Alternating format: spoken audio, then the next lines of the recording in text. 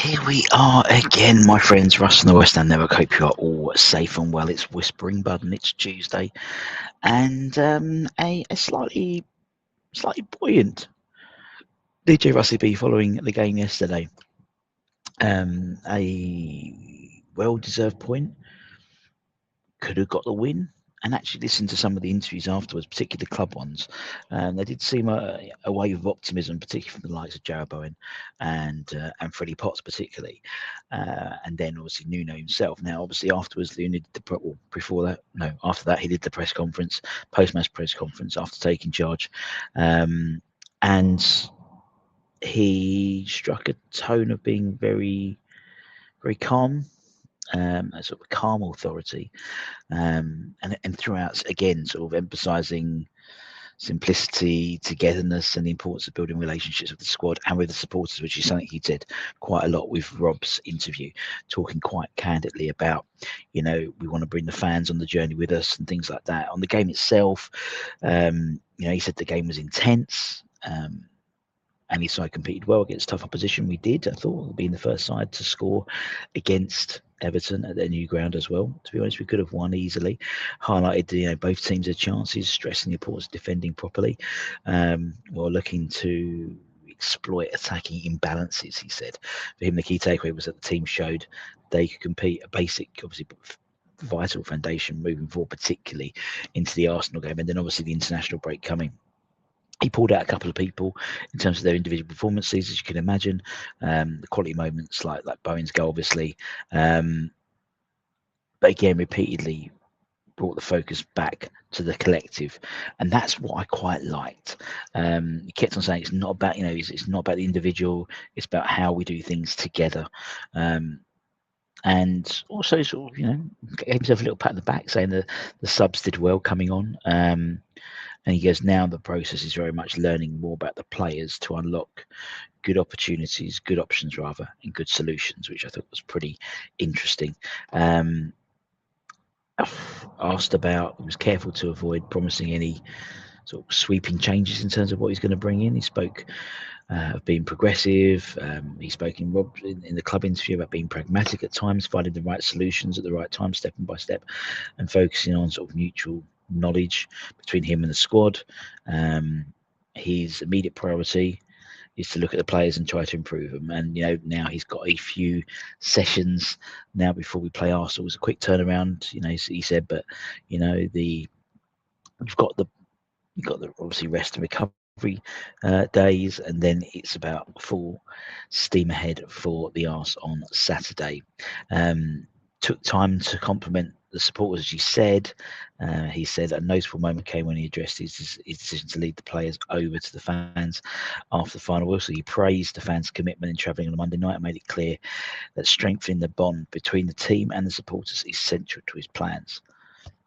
I like what he's saying, because we have to deliver so they can appreciate the work of the boys. Moving forward, this bond is important.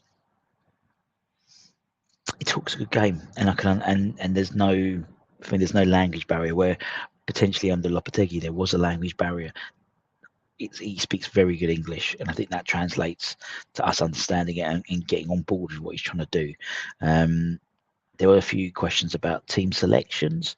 When asked about leaving out Jade Ward-Prowse and 𝗘𝗧𝗘, he was very transparent and very pragmatic with it. He explained, the limited time since his arrival meant difficult squad choices had to be made, with every player still valued and necessary. He assured that selections would change from game to game depending on what the team needs.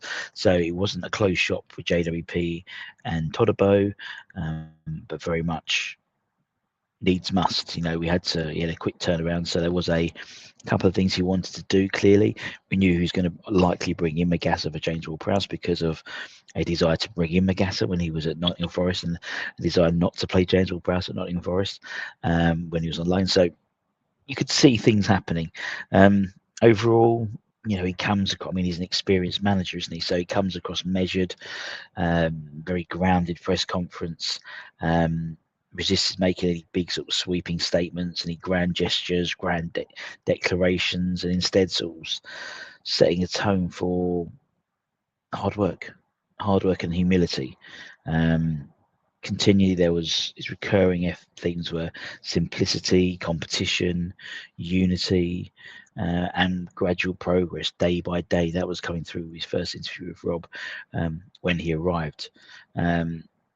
Reading between the lines, he suggests he sees stability and trust building as the first steps. But he knows it's going to be a long process. He knows things need to change, but he's not going to make sweeping changes. It's going to be gradual. And I like that. I liked it. I thought he came across very well, as he always has done in previous interviews at previous clubs. But he talked a good game, didn't he? He talked a good game, and I thought, in essence, yesterday he kind of delivered on that.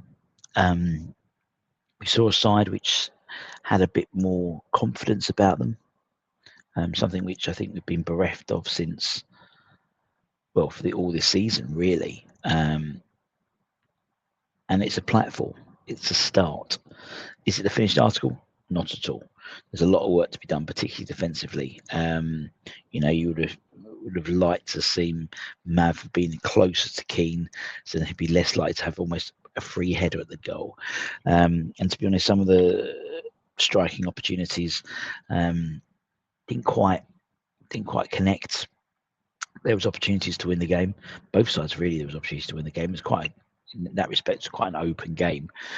But I am buoyant, more buoyant than I was on this time on Friday.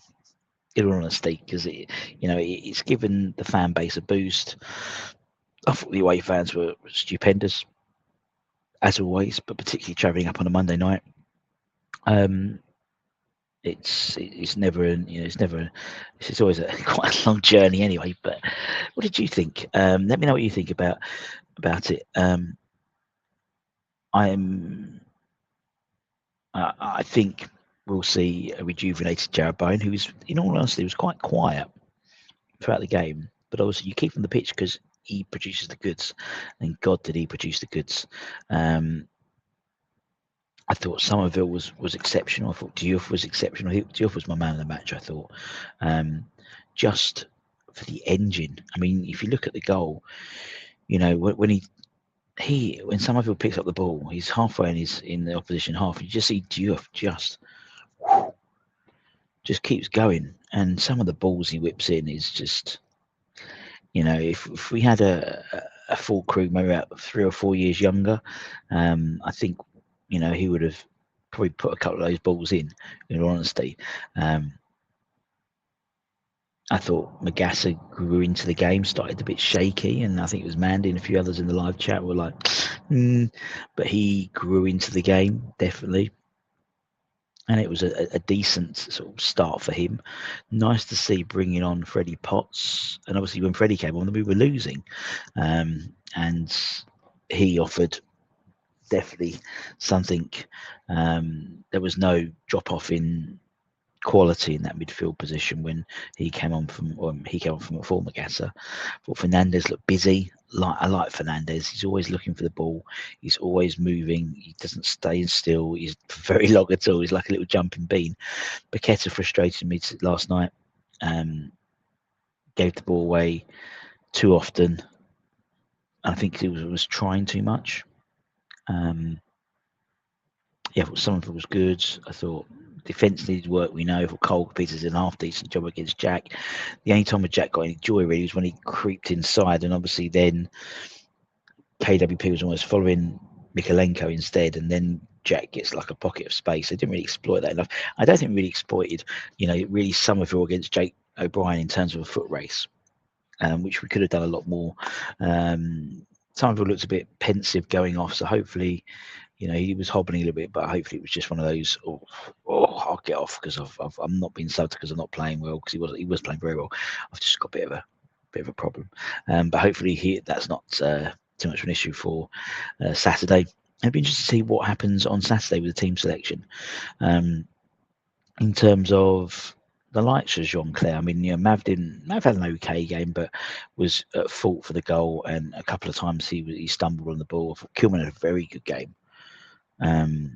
He looked rejuvenated, really. But But yeah, let me know what you think. Give us your sort of quick analysis, and also of the, if you listen to the press conference afterwards, let us know. Anyway, take care and stay safe. Love you. Bye bye.